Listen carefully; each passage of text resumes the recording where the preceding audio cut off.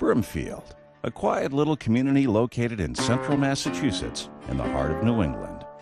With a population of just over 5,000, it's a typical small town for most of the year. But for a few days in May, July, and September,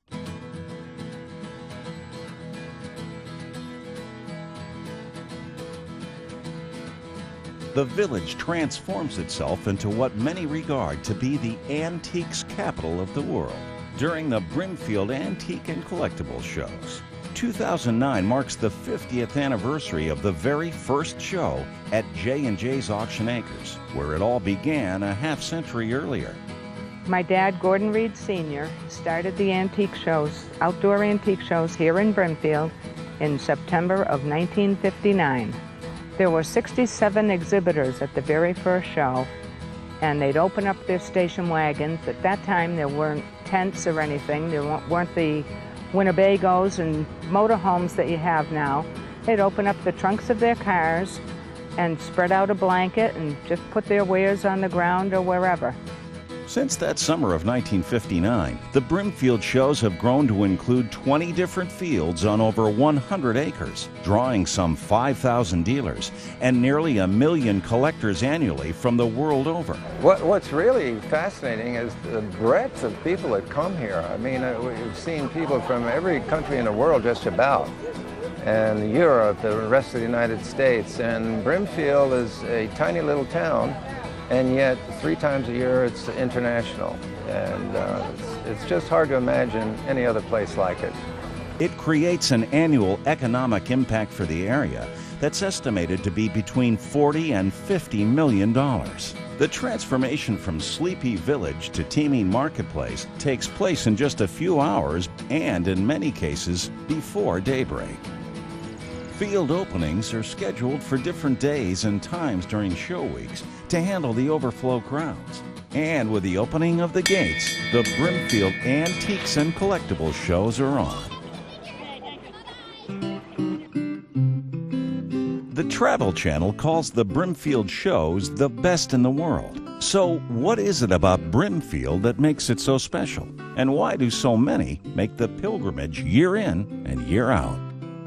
I think the quality of antiques, for the most part, the displays are beautiful. Most people take time, they take hours to set up their booths, and it would be as if you were walking into an individual antique shop.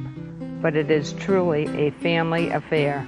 Even with the exhibitors, we've placed them near friends as opposed to categories of merchandise. There's so many types of antiques and collectibles besides furniture. There's silver, glassware, lighting, jewelry, art, fine art, paintings and sculptures, and there might be something you got to have that you didn't know you needed, and I've had that happen to me many times. So much to see and so much to learn, and it's a joy to be here. You can walk around here, it's like a museum. The dealers are knowledgeable and know what they're talking about. I mean, it's just like going to college around this place. I mean, there's lessons to be learned constantly. If you have some kind of a notion that there are certain things that are missing in your life, whether it's of food, or whether it's of objects, or whether it's of personalities, or whether it's a sensibility and a way of looking at the world, everybody can make a contribution, and you can make a contribution to everybody else. And Brimfield is as good a place to do it as any.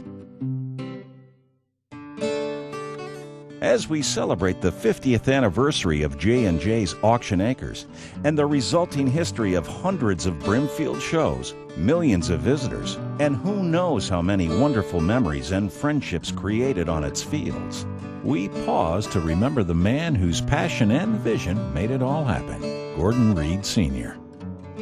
He decided to open the field to exhibitors of antiques that could come to his Auction Acres site here in Brimfield and do all their shopping at once. Thank you, Dad. And I hope we've made you proud. Like many of the items and people you'll find on the fields here, The Brimfield shows are truly one of a kind. And whether you come here every season or you're just visiting for the first time, one thing's for certain. What happens here rarely stays here. Just about everyone leaves with something.